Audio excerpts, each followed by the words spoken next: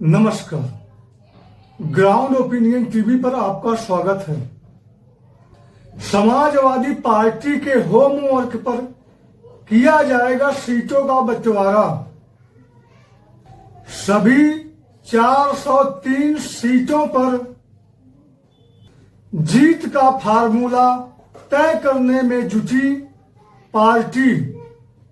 कांग्रेस से मांगी सीटों की सूची। जिताऊ फार्मूले पर होगा फैसला। जी हां दोस्तों, हम आज इसी विषय पर चर्चा करेंगे। पूरी जानकारी के लिए वीडियो के लास्ट तक बने रहें। तो आइए बगैर किसी देरी के वीडियो को स्टार्ट करते हैं। उत्तर प्रदेश में वर्ष 2027 के विधानसभा चुनाव में जीत हासिल करने के लिए सपा बड़ी तैयारी में जुटी है। सभी 403 सीटों पर जातीय समीकरण, संगठन के फीडबैक और सर्वे आदि के माध्यम से सफलता का होमवर्क पूरा किया जा रहा है। सपा प्रमुख अखिलेश यादव कई बार दोहरा चुके हैं कि गठबंधन में सीटों का बंटवारा राजनीतिक समझौते, दावे और हिस्सेदारी से आगे बढ़कर जिताऊ के पैमाने पर किया जाएगा। इसके लिए कांग्रेस से उसके दावे वाली सीटों की सूची और संभावित दावेदारों के नाम देने के लिए कहा गया है। इन दोनों को सपा अपनी रिपोर्ट के आधार पर परखेगी और फिर तय किया जाएगा कि कौन सी सीट पर किस पार्टी को टिकट से कौन सा उम्मीदवार लड़ेगा। सपा और कांग्रेस का गठबंधन वर्ष 2017 के विधानसभा चुनाव और वर्ष 2024 के लोकसभा चुनाव में भाजपा के खिलाफ लड़ चुका है। वर्ष 2017 में गठबंधन को करारी हार का सामना करना पड़ा था, परंतु पिछले लोकसभा चुनाव में उसे बड़ी सफलता मिली थी। सपा 37 और कांग्रेस 6 सीटें जीतने में सफल रही थी। गठबंधन के इसी प्रदर्शन के कारण भाजपा केंद्र में अपने दम पर बहुमत से पीछे रह गई थी। सपा का मानना है कि विधानसभा चुनाव का गणित लोकसभा चुनाव से अलग होता है। इसमें स्थानीय नेतृत्व, उम्मीदवार की व्यक्तिगत पकड़ और क्षेत्रीय समीकरण अधिक प्रभावी रहते हैं। इसके चलते ही पार्टी एक एक विधानसभा क्षेत्र की माइक्रो मैपिंग कर रही है।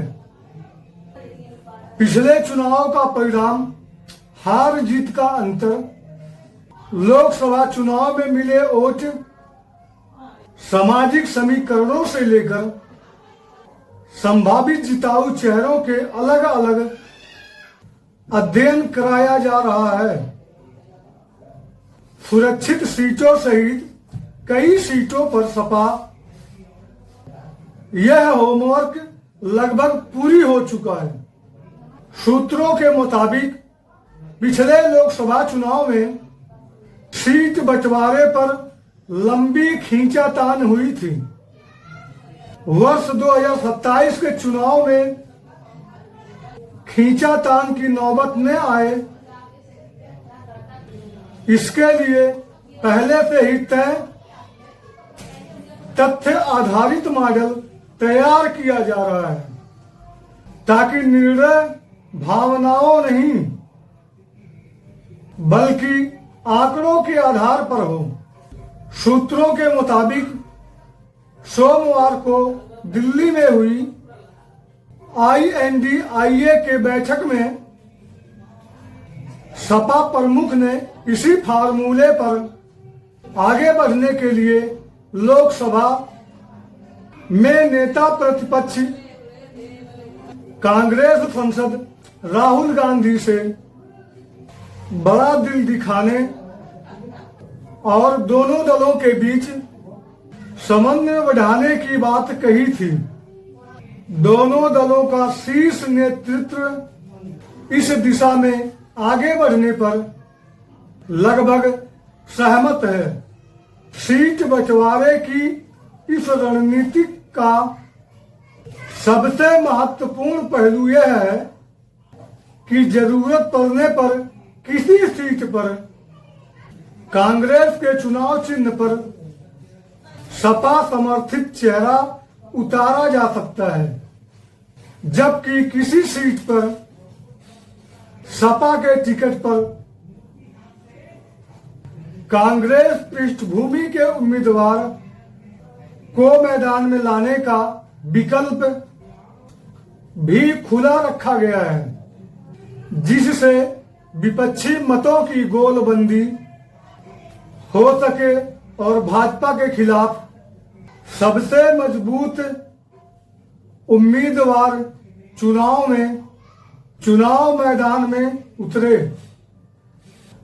सपा ने पिछले चुनाव में कुछ सीटों पर यह प्रयोग आजमाया था, अब इसे विस्तार देने की कोशिश होगी। दोस्तों, 2027 के विधानसभा चुनाव की बिगुल बज चुकी है। वो तो टाइम और वक्त बताएगा कि किसकी सरकार, किसकी जीत और किसका हार होगा।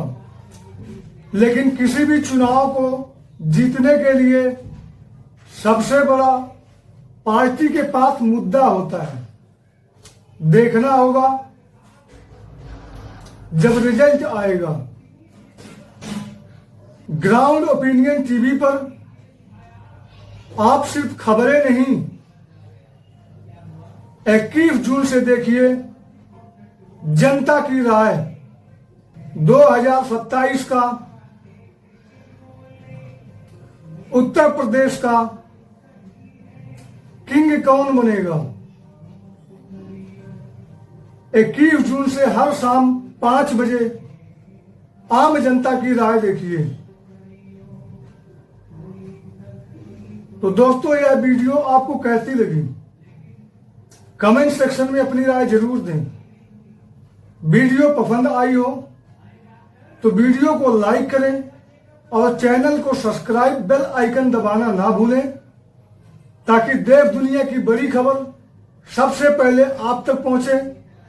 मिलते हैं अगले वीडियो में, तब तक के लिए नमस्कार।